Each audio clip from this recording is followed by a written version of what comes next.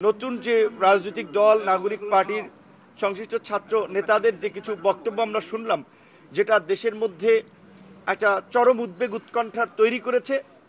একেবারে সাধারণ মানুষ থেকে প্রশাসন সর্বত্র একটা আমি অস্থিরতা লক্ষ্য করেছি গত কয়েকদিন ধরে। কারণ তারা আন্দোলনের পরিচিত মুখ, তাদের নেতৃত্বে তাদের ডাকে সকল মানুষ সাড়া দিয়েছিল, সমর্থন করেছিল।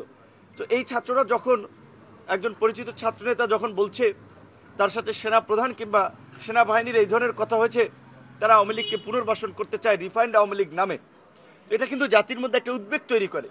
কিন্তু প্রকৃত অর্থে আমরা যেটা সেনা সদরের বিবৃতিতে জানতে পারছি, ছাত্র নেতারাই আগ্রহ নিয়ে কিন্তু সেনা প্রধানের কাছে মিটিং করতে গিয়েছিলেন। সেনা প্রধান তাদেরকে ডাকে নাই, কারণ সেনা প্রধান প্রোটোকলে এই ছাত্র নেতাদের ডাকার কথা না।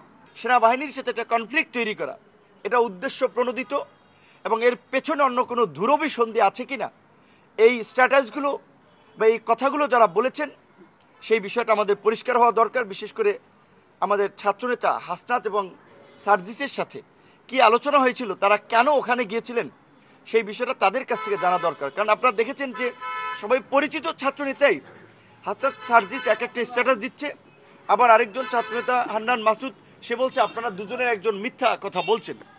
তাহলে হয়তো তাদের দুজনের একজন সেনাবাহিনীকে নিয়ে মিথ্যা কথা বলছে, নাহলে তারা যেটা বলছেন সেটা সত্য। তো এই ঘটনাটা আমি অনুরোধ করব, এই সময়ের এই ছাত্র নেতৃবৃন্দ তারা যেহেতু একটা দলও করেছেন, তারা তো রাজনীতি করবেন, জাতিকে নেতৃত্ব দিতে চান, কাজেই দায়িত্বশীল জায়গা থেকে এই নাগরিক পার্টি যেন এই ঘটনাটা তদন্ত করে এই ঘটনাটার প্রকৃত রহস্য যেন জাতির সামনে উন্মোচন করে।